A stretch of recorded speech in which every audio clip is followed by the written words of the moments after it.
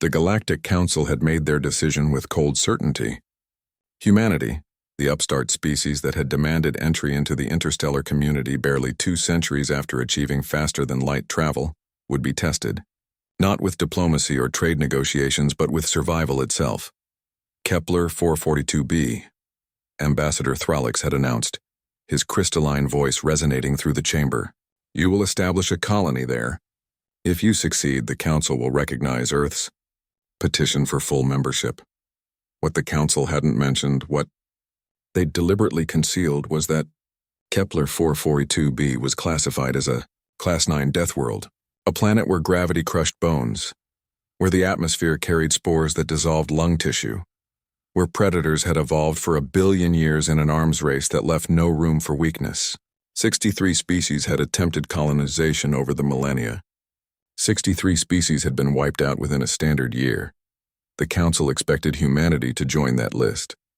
They expected to be rid of these strange, aggressive primates who asked too many questions and refused to accept the established order.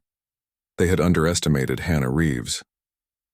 Hannah stood on the ridge overlooking Settlement Alpha, watching the twin suns set over the purple-tinted forests. 6 months. They'd been on Kepler 442b for 6 months, and not only had they survived, they were thriving.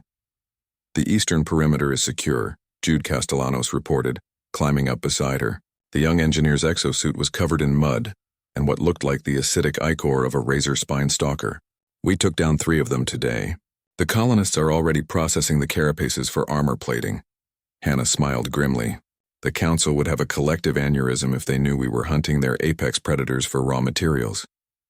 Jude laughed, the sound slightly distorted through his helmet's comm system.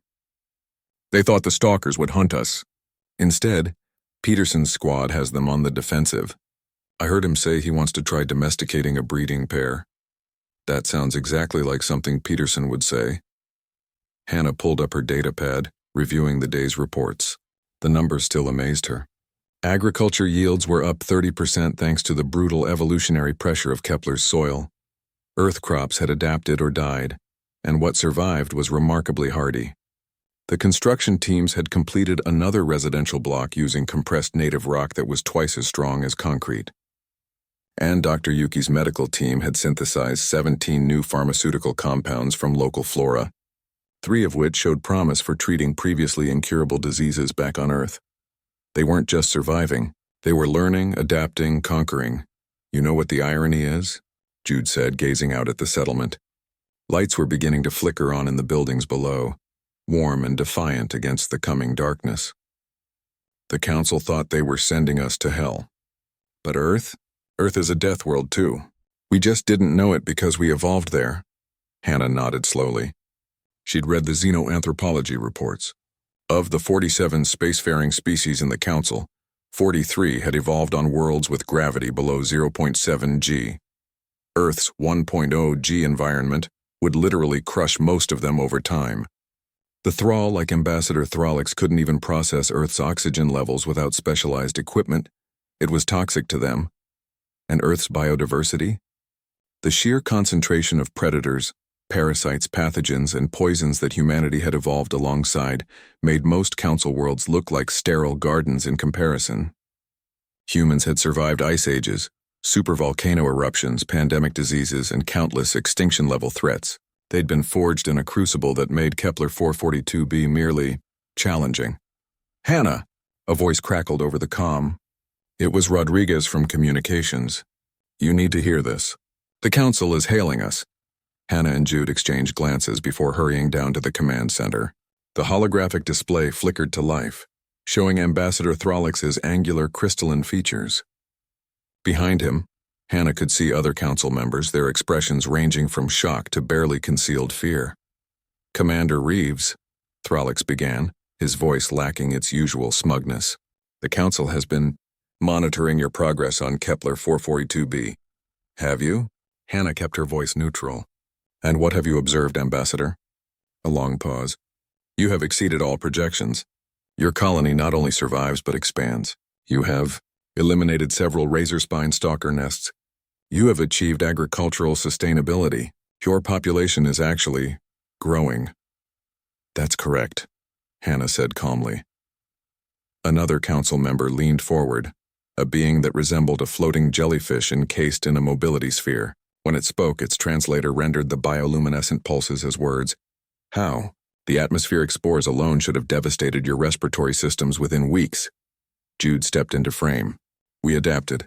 Genetic therapies, mechanical filters, and localized atmospheric processors. Also, it turns out the spores are only lethal if you're not constantly exposed to low levels. Controlled exposure triggers an immune response. Now our children are being born with natural resistance. The council chamber erupted in what the translator couldn't quite capture. Alarm, perhaps, or something close to terror. You're evolving to match the Deathworld. The jellyfish being's voice rose. In real time? Humans are good at that, Hannah said quietly. We've had practice. Thralix seemed to pull himself together. The council recognizes that humanity has passed the test. Your petition for membership is granted. You may evacuate Kepler 442b immediately.